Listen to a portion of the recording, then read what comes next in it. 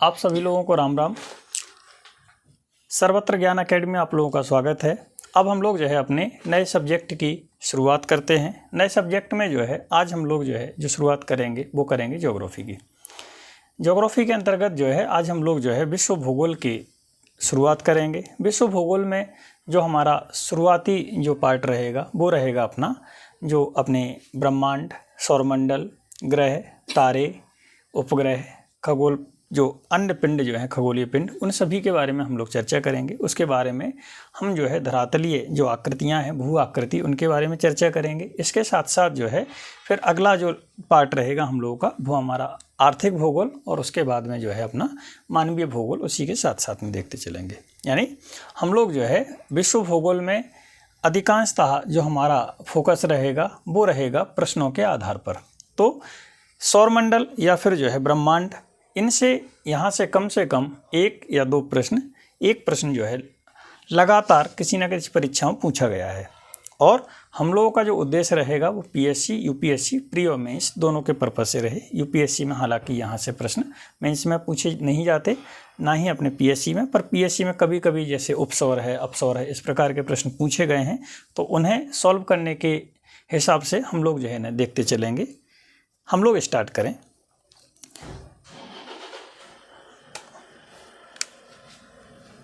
भूगोल।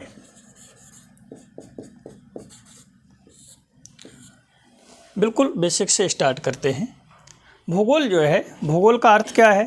भूगोल जो है ये आपके यूनानी या ग्रीक शब्द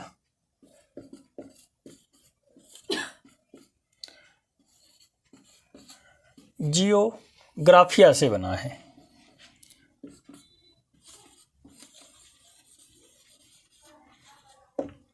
जियोग्राफिया से बना है भूगोल जो है।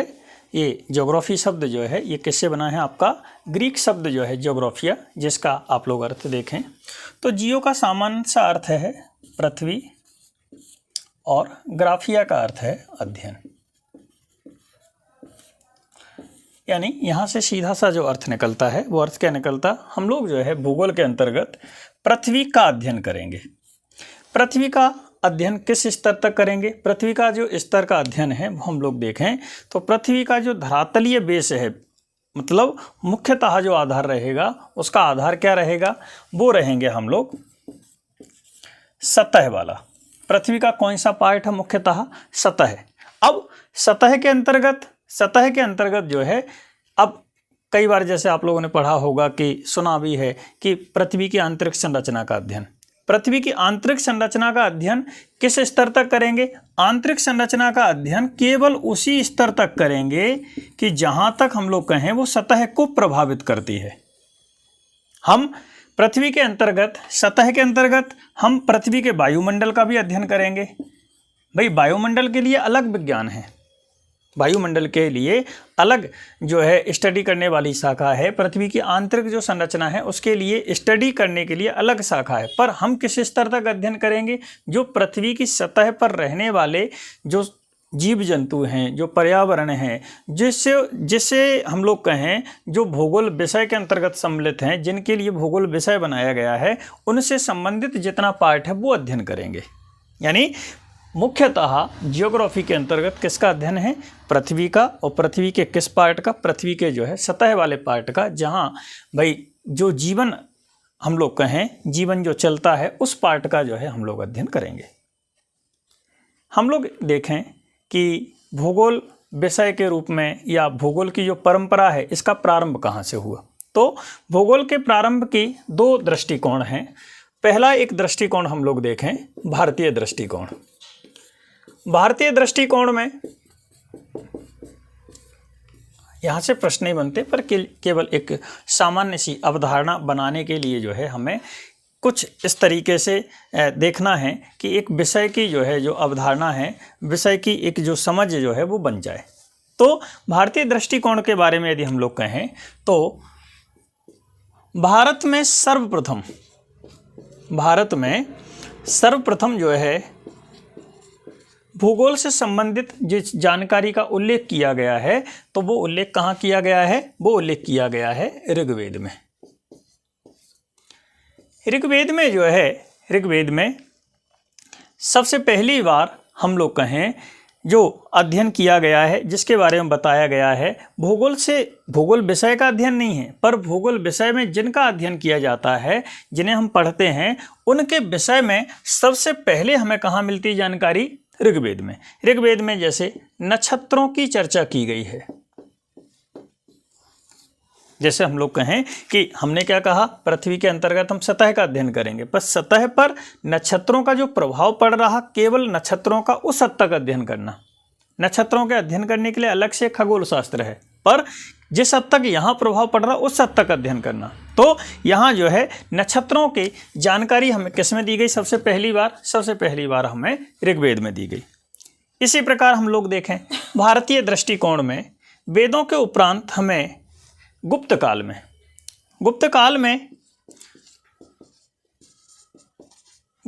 में जो है ज्योग्राफी ना कहें, हम लोग कहें ज्योग्राफी में जिन विषयों का अध्ययन करते हैं उनके बारे में विस्तृत रूप से चर्चा की गई। इस समय जो विद्वान हुए उन विद्वानों में आर्यभट्ट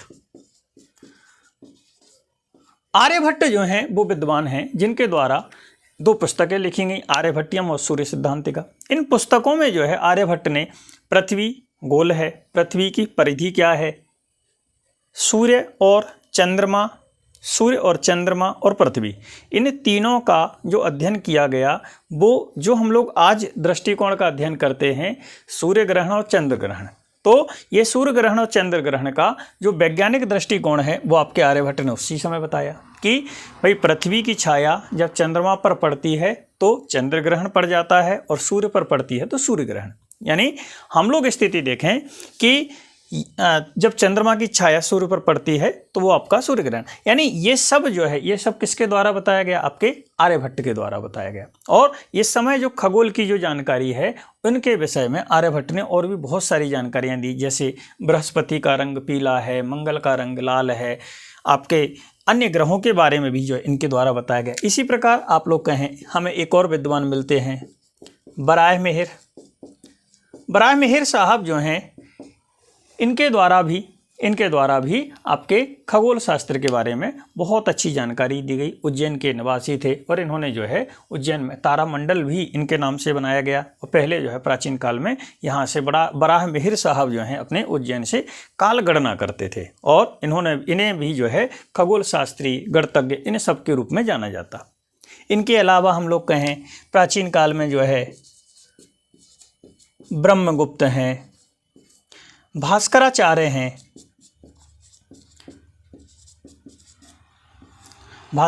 हैं। तो यानी ये प्रत्येक विद्वान वो लोग हैं जिनके द्वारा क्या है, कहीं ना कहीं हमें उन विषयों के बारे में बताया गया है जिनका अध्ययन हम कहाँ करते हैं, जिनका अध्ययन हम करते हैं आपके भूगोल में। विशेष तौर पे इन प्रत्येक ने जो बताया, ब्रह्मगुप्त ने जैसे इन्होंने न्यूटन के पहले ही ब्रह्मस्फुट सिद्धांत के अंतर्गत क्या बता दिया था कि जो गुरुत्वाकर्षण बल जो है, गुरुत्वाकर्षण बल की व्याख्या कर दी थी। और ऐसे ही भास्कराचार्य जो हैं, इन्होंने जो है लीलावती नाम का ग्रंथ लिखा। तो उन ग्रंथों में इनके द्वारा क्या है, इनके द्वारा भाई जो अलग अलग सिद्धांतों का हम भूगोल में अध्ययन करते, इनके बारे में जो है इनके द्वारा उसी समय बता दिया गया। और ये दृष्टिकोण हमारी भारतीय परंपरा के अंतर्गत लंबे समय तक चलता रहा। और अब हम लोग देखें, पर इस दृष्टिकोण के अंतर्गत भूगोल को कहीं भी ना तो इस रूप में स्थापित करने का प्रयास किया गया कि उसे एक विषय का नाम दिया जाए या उसका पृथक से अध्ययन किया जाए, पर अध्ययन के अंतर्गत जो पढ़ा जाता उसके बारे में बताया। पर हम लोग देखें, जिस विषय को हम लोग पढ़ेंगे उस विषय के बारे में व्यवस्थित जो ज्ञान प्रदान किया गया उसे कहा जाता पश्चिम जगत ने। पश्चिम जगत में विशेष तौर पे यूनान। हम लोग देखें, ये भारतीय दृष्टिकोण है।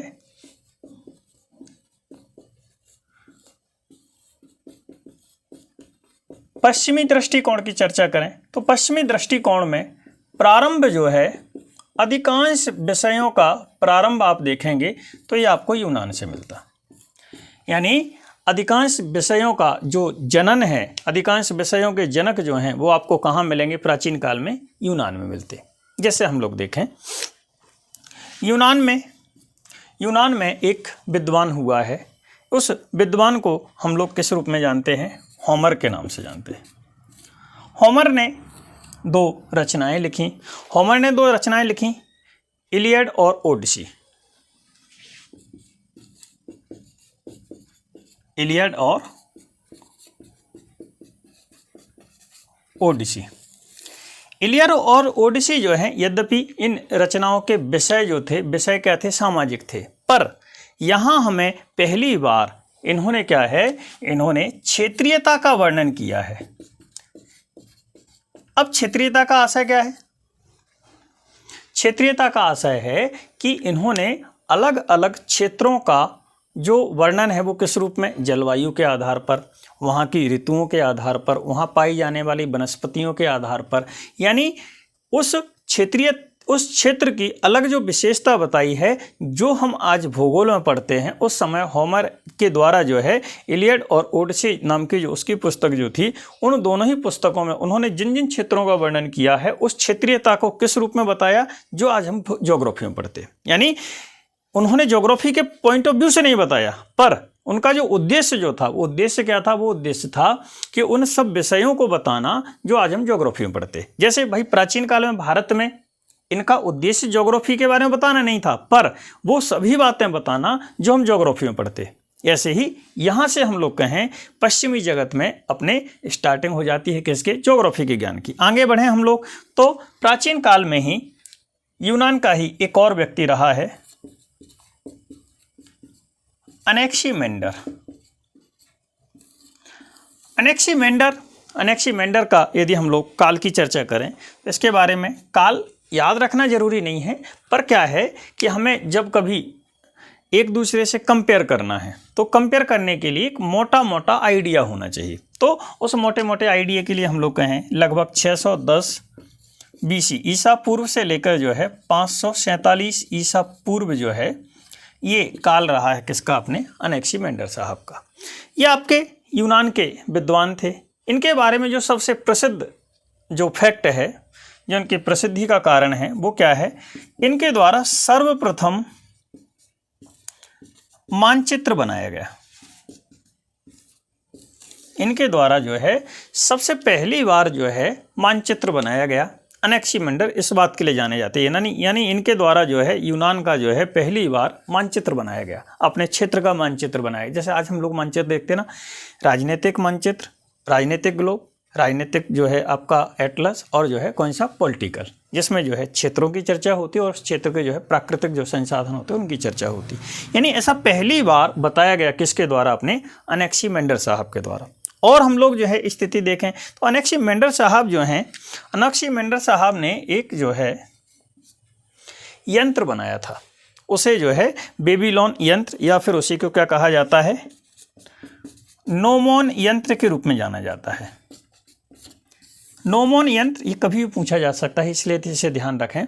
नोमोन यंत्र का आशय क्या है? नोमोन यंत्र का आशय है, ये यूनान में प्रारंभिक सूर्य घड़ी थी। ये क्या थी? प्रारंभिक रूप से जो है सूर्य की घड़ी के रूप में जो है यूज किया गया है। कैसे किया गया है? नोमोन को। और ये किसके द्वारा बनाया गया है? ये बनाया गया है आपके अनेक्सिमेंडर साहब के द्वारा। अनेक्सिमेंडर साहब से जुड़े हुए एक और व्यक्ति, या फिर हम लोग कहें अनेक्सिमेंडर साहब जिनसे जुड़े हुए थे वो थे एक और प्रसिद्ध व्यक्ति रहे, जिनके शिष्य थे, वो थे थेल्स। आप लोगों ने जो है 9th या 10th के आसपास में एक प्रमेय पढ़ते थे, थेल्स की प्रमेय। थेल्स प्रमेय पढ़ते ना, तो वो थेल्स की प्रमेय जिनके द्वारा बनाई गई है, वो प्रसिद्ध जो गणितज्ञ रहे हैं, उनके शिष्य थे कौन? आपके अनेक्सिमेंडर साहब। यानी यहाँ हम लोग कंडीशन देखें, यहाँ से अब भूगोल के अंतर्गत हम जिन विषयों का अध्ययन करते हैं, जिन बातों का अध्ययन करते हैं, उन प्रत्येक को अब पश्चिमी जगत यानी यूनान के द्वारा उन्हें पृथक से अध्ययन की परंपरा यहाँ से प्रारंभ हो जाती। इसी तरीके से आप लोग कहें पश्चिमी जगत में हमें एक और विद्वान मिलता है, वो विद्वान है आपका हेकेटियस। सब यूनान के हैं। हेकेटियस साहब जो हैं,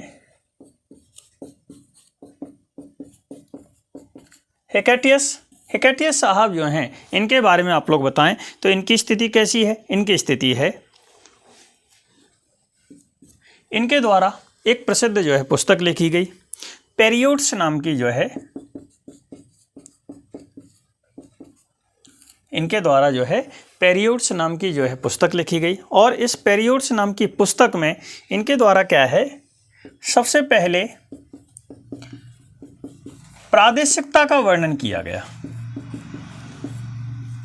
प्रादेशिकता का वर्णन किस रूप में किया गया, इन अलग अलग क्षेत्रों में किस क्षेत्र में कौन से प्राकृतिक संसाधन हैं, किस क्षेत्र के जो अलग अलग विशेषताएं हैं, उन सब के बारे में बताया गया। और इन्होंने जो है जो प्रादेशिक अध्ययन को इन्होंने जो प्रारंभ किया, प्रादेशिकता का वर्णन जो प्रारंभ किया, यानी मूलतः भूगोल का जो विषय है वो यही है कि हर क्षेत्र की एक अलग अलग जो स्थिति है उन प्रत्येक का अध्ययन करना, और उस प्रत्येक अध्ययन के आधार पर हमने जो है इसी विषय को आगे बढ़ाया। इसीलिए आप लोग कहें हिकैटियस साहब को भूगोल के जनक के रूप में देखा जाता।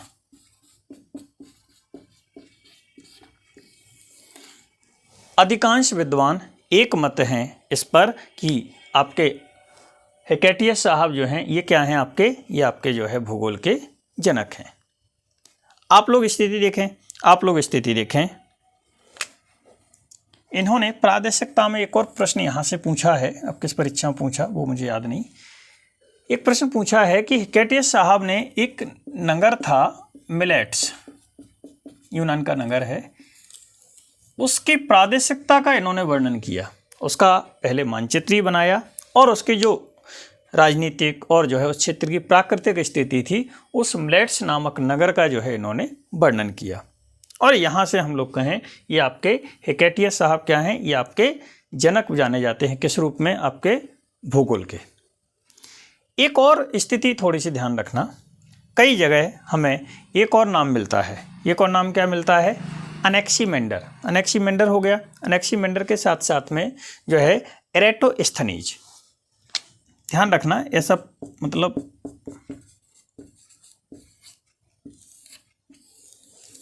एरेटोस्थनीज ये वो व्यक्ति हैं जिन्होंने पृथ्वी की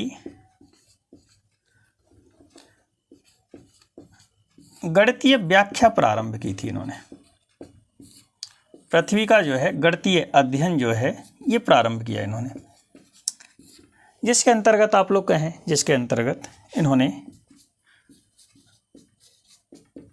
अक्षांश रेखाएं और देशांतर रेखाएं, इन्होंने जो है अक्षांश रेखाएं, देशांतर रेखाएं, इनके बारे में बताना प्रारंभ किया। और यहाँ से हम लोग कहें वास्तविकता में जो भूगोल का जो अध्ययन प्रारंभ होता है, जो वैज्ञानिक तरीके से अध्ययन प्रारंभ होता, वो कहाँ से होता है, एरेटोस्थनीज के द्वारा।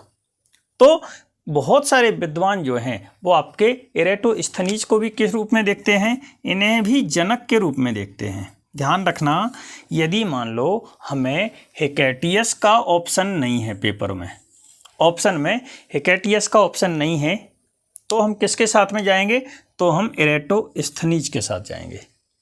इसमें कोई कन्फ्यूजन तो नहीं। यानी हमें जो है पहला ध्यान क्या रखना है, हिकैटियस, क्योंकि आपका यूएसए और उससे यानी पूंजीवादी अधिकांश देशों की एक जो परंपरा जो है, उनके जो अध्ययन पद्धति जो है, उनका जो एक अध्ययन की परंपरा या फिर उनका जो जैसे स्कूलों का, कॉलेजेस का, वहाँ जो पढ़ाया जाता वो किसे मनाया जाता है, किसे मानते वो लोग, वो मानते हैं हिकैटियस को। और यूनान और उससे लगे हुए जो देश जो हैं, पश्चिमी जगत के अलावा हम लोग कहें पूर्वी भाग में अधिकांश जो देश हैं वो एरेटोस्थनीज को मानते हैं। पर परंपरा क्या बन गई है अपने हिकैटियस की। तो पहला हमें ऑप्शन क्या टिक करना है, पहला हमें मान के रखना है एक हिकैटियस, और दूसरा कैसे मान के चलना है अपना एरेटोस्थनीज। क्लियर, क्योंकि ये दोनों ही यूपीएससी के पेपर में दोनों को ही अलग अलग परीक्षाओं में आपके भूगोल के जनक के रूप में देखा गया, भूगोल के जनक के रूप में प्रश्न पूछा गया और उसे माना भी गया। व्यापम की परीक्षाओं में एमपीपीएससी में एरेटोस्थनीज को माना है एक बार, पुराने पेपर में प्री में आप देखेंगे, और हिकैटियस का यहाँ का भी नहीं पूछा उन्होंने। क्लियर, इसमें कोई कन्फ्यूजन तो नहीं। दोनों हैं तो किसके साथ में जाना है, हिकैटियस। ठीक है, आगे बढ़ते हम लोग। एक और हमें जो है विद्वान का नाम आता है, वो विद्वान का नाम है इरेटोस्थनीज। इरेटोस्थनीज हो जाता, सॉरी, हेरोडोट्स। हेरोडोट्स, यद्यपि कि हेरोडोट्स जो है ये इतिहास के जनक के रूप में जाना जाता। इतिहास का जनक कौन है? हेरोडोट्स। पर इन्होंने जो अलग अलग इतिहास की जो परंपराओं का अध्ययन किया, इतिहास की जो क्षेत्रीयता का अध्ययन किया, उस क्षेत्रीयता में इन्होंने जो है क्या किया है, भूगोल के विषय का वर्णन किया। तो हम लोग देखते हैं कि हेरोडोट्स जो हैं, यद्यपि कि ये इतिहास के जनक कहे जाते हैं, ये जनक किसके? आपके इतिहास के जो है जनक के रूप में जाने जाते हैं। पर हम लोग देखें इन्होंने क्या किया है, जो क्षेत्र की ऐतिहासिकता थी उसका अध्ययन जब किया है, उसके बारे में जब बताया है, तो उस क्षेत्र की जो भौगोलिक विशेषताएं जो थी उनके बारे में भी जो है इनके द्वारा क्या है यहाँ पर बताया गया। Clear?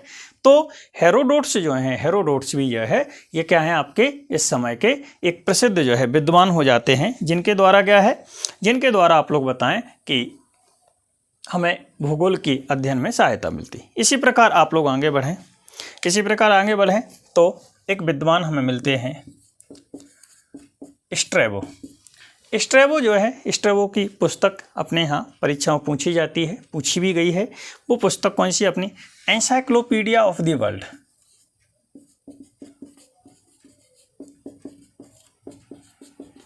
Encyclopedia of the world. इस पुस्तक में हम लोग कहें, इस पुस्तक में आपके एशिया, यूरोप और अफ्रीका, एशिया, यूरोप और अफ्रीका, इन महाद्वीपों के जो क्षेत्र हैं उन क्षेत्रों के आपसी संबंध की चर्चा की गई। इन क्षेत्रों में कैसी प्राकृतिक राजनीतिक जो स्थिति है उनकी चर्चा की गई। तो एनसाइक्लोपीडिया ऑफ द वर्ल्ड नाम की पुस्तक जो है स्ट्रैबो साहब की, ये भी क्या है, ये भी हमें विशेष मदद करती है किसमें? आपके भूगोल के अध्ययन में। इसी तरीके से आप लोग देखें, एक और विद्वान मिलते हमें, प्लिनी। प्लिनी जो है, प्लिनी साहब ने एक पुस्तक लिखी है नेचुरल हिस्टोरिका।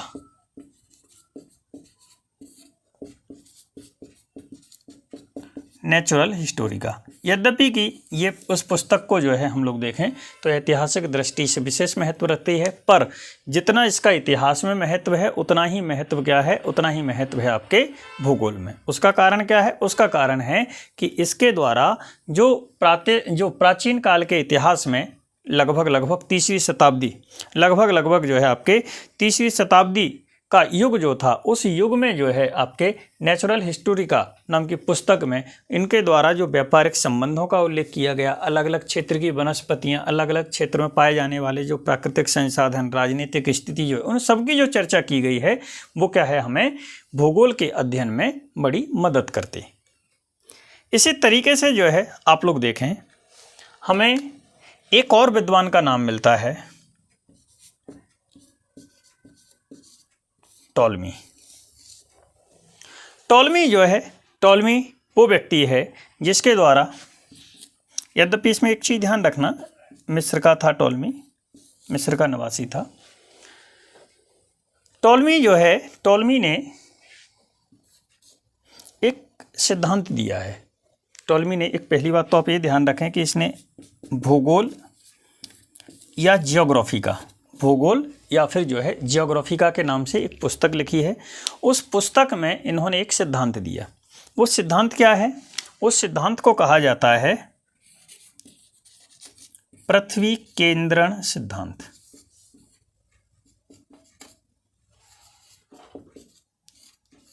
इसी को हम लोग कहें जियोसेंट्रिक थ्योरी भी कहा जाता। पृथ्वी केंद्रण सिद्धांत या जियोसेंट्रिक थ्योरी का अर्थ क्या है? टॉलमी ने यह सिद्धांत दिया कि पृथ्वी पूरे ब्रह्मांड के केंद्र में स्थित है। सूर्य सहित जितने भी खगोलीय पिंड हैं वो सभी क्या हैं, पृथ्वी की परिक्रमा करते हैं। ठीक, और ये सिद्धांत टॉलमी ने दिया किसमें, भूगोल नाम की पुस्तक में, जिसे भूगोल का प्रारंभिक जो अध्ययन है उस अध्ययन में इस सिद्धांत को सबसे आधारभूत सिद्धांत के रूप में देखा गया। अब ध्यान रखना, ये प्रश्न भी पूछा जाता है, ये विचार दिया था किसने कि पृथ्वी जो है आपके ब्रह्मांड के केंद्र में स्थित है, ये विचार किसके द्वारा दिया गया था, ये विचार दिया गया था आपके अरस्तु के द्वारा। ध्यान रखना, ये क्या है, जब आप लोग पढ़ते हो तो उसमें क्या पता चलता अपने को, अरस्तु ने ये विचार दिया। अरस्तु के इस विचार को सिद्धांत के रूप में ज्योग्राफी में लेके कौन आया, टॉलमी, और टॉलमी ने सिद्धांत का वर्णन कहाँ किया है, ज्योग्राफी का या फिर भूगोल नाम की पुस्तक में किया। और आप लोग आगे की कंडीशन देखें तो ये विचार भूगोल में जब आया टॉलमी लेके आया, पर आप ध्यान रखना कि बहुत सारे लोगों की हत्याएं हुई हैं एक छोटे से इस सिद्धांत पर। क्यों, अरस्तु ने सिद्धांत को दिया, अरस्तु ने इस विचार को दिया, तो अरस्तु के विचार को कहाँ रख दिया, बाइबल में रख दिया। बाइबल में क्या रखा, बाइबल में किस रूप में देखा, बाइबल में देखा इस रूप में कि ब्रह्मांड के केंद्र में कौन है, ब्रह्मांड के केंद्र में पृथ्वी है, बाइबल में ऐसा लिखा हुआ। और सभी सूर्य सहित जितने खगोलीय पिंड हैं वो सभी क्या हैं, वो सभी जो है अपने पृथ्वी के चक्कर लगाते। अब बाइबल में जब ऐसा लिखा हुआ तो जब आप देखो कोपरनिकस साहब जब आएंगे अगले हम लोग पढ़ेंगे कोपरनिकस साहब के बारे में, केपलर साहब के बारे में, तो इन सब के बारे में जब हम देखते हैं तो यहाँ क्या पता चलता अपने को कि इस एक सिद्धांत के कारण कोपरनिकस हो तो उन्हें पूरा अपना पोलैंड देश छोड़ के जाना पड़ा, पादरी का पद छोड़ना पड़ा, दूसरे देशों में शरणागति लेनी पड़ी, केवल इस बात के विरोध करने के कारण। गैलीलियो को जितनी प्रताड़ना झेलना पड़ी इस बात के विरोध करने के कारण। इन्होंने इस बात का खंडन किया कि ब्रह्मांड के केंद्र में पृथ्वी ना होकर क्या है, सूर्य है। एक समय के बाद में इस बात का भी खंडन होगा कि सूर्य ब्रह्मांड के केंद्र में नहीं है, केवल सौरमंडल के केंद्र में। यानी इस खंडन के कारण, यद्यपि कि ये बात इस समय तक सही थी, इनके हिसाब से इनका जो विचार था कि जैसे हम लोग जो है छत पे लेटे हैं और हम जो है रात में तारे देख रहे हैं, तारे हमें सब घूमते हुए नजर आ रहे हैं, तो हमें क्या लगता कि हम केंद्र में हैं, ये सभी हमारी परिक्रमा कर रहे हैं। तो इनका विचार मात्र केवल इतना सा था और उसी को बाइबल में रख दिया। उसके कारण जो है बड़ा जो है लंबे समय तक क्या हुआ है, संघर्ष चला। और आप लोग ध्यान रखें, 3री शताब्दी से 12वीं शताब्दी तक, 3rd सदी टू 12वीं सदी तक, इस पूरे काल को जो है आपके भूगोल में अंधकार के युग के रूप में देखा जाता। भूगोल का अंधकार का काल कौन सा है, 3री सदी से लेकर 12वीं सदी का। इसका कारण क्या है, इसका कारण है कि इस समय तक देखो, प्राचीन काल में भारत में जो उन्नति का काल था, वो उन्नति का काल क्यों था, क्योंकि भारत में जो एक परंपरा विकसित हुई, वो परंपरा कैसी थी, यहाँ राजा निरंकुश होते हुए भी जन कल्याणकारी थे, इसलिए शासन समाज का हितकारक था, जन कल्याण यानी जनता के प्रति समर्पित होते थे वो। यूरोप में एक परंपरा थी, यूरोप में वो परंपरा कहाँ थी, यूनान में। यूनान में जो है विद्वानों को संरक्षण दिया जाता था, विद्वानों को प्रमोट किया जाता था। उसी परंपरा को यूनान की जो है जब सत्ता समाप्त की, यूनान की सभ्यता समाप्त की, वो कौन थे, आपके रोमन साम्राज्य। रोमन शासकों ने यूनान की सभ्यता को समाप्त किया, पर रोमन शासकों का स्पष्ट आदेश होता था कि यूनान की सभ्यता तो नष्ट हो पर वहाँ का ज्ञान विज्ञान नष्ट ना हो। तो यूनान के ज्ञान विज्ञान को रोमन शासकों ने यथा स्थिति बना के रखा और जब तक रोमन साम्राज्य रहा तब तक यूनान का ज्ञान विज्ञान फलता फूलता रहा। लेकिन जैसे ही रोमन साम्राज्य का अंत हुआ, यूनान के ज्ञान विज्ञान का आपके यूरोप से अंत हो गया और वो आके कहाँ, कुस्तुंतनिया में। ये जो है वर्ल्ड हिस्ट्री में पढ़ते हैं हम लोग, पर ध्यान रखना अपने को। तो इसलिए 3री शताब्दी से लेकर आपकी 12वीं शताब्दी तक, जब तक कि हम लोग स्थिति देखते हैं कि क्या नहीं हो जाता, आपका पुनर्जागरण काल। विश्व इतिहास में हम लोग पढ़ते हैं, रेनेसां जब तक नहीं आ जाता तब तक क्या है, वो आपका अंधकार का युग रहता। क्लियर। और जब रेनेसा आएगा तो रेनेसा में एक विद्वान कोपरनिकस निकल के आएगा, वो टॉलमी के इस भूगोल के सिद्धांत को, अरस्तु के इस विचार का खंडन करेगा और इस खंडन को करके जो है भूगोल में एक नई परंपरा प्रारंभ करता है, जिसलिए इसे क्या कहा जाता है, आधुनिक खगोल शास्त्र के जनक के रूप में देखा जाता। क्लियर, इसमें कोई कन्फ्यूजन तो नहीं। ठीक, आज अपना जो है ये पहला लेक्चर है। अब अगले लेक्चर में जो है हम भूगोल की जो आधुनिक परंपरा है उसे आगे बढ़ाएंगे। और एक चीज़ ध्यान रखेंगे कि अभी शुरुआत के जो लेक्चर रहेंगे वो अपने छोटे छोटे लेक्चर रहेंगे भूगोल के, और उसके बाद जो हमारे लेक्चर रहेंगे भूगोल के लेक्चर हैं, आपके इतिहास के लेक्चर हैं, मध्य प्रदेश के लेक्चर हैं, वो आपके मैराथन जैसे रहेंगे, थोड़े थोड़े से लंबे लेक्चर रहेंगे, घंटे डेढ़ डेढ़ घंटे के, जिनमें क्या है कि पूरा का पूरा टॉपिक अपना आसानी से फिनिश हो सके। ठीक, धन्यवाद, राम राम।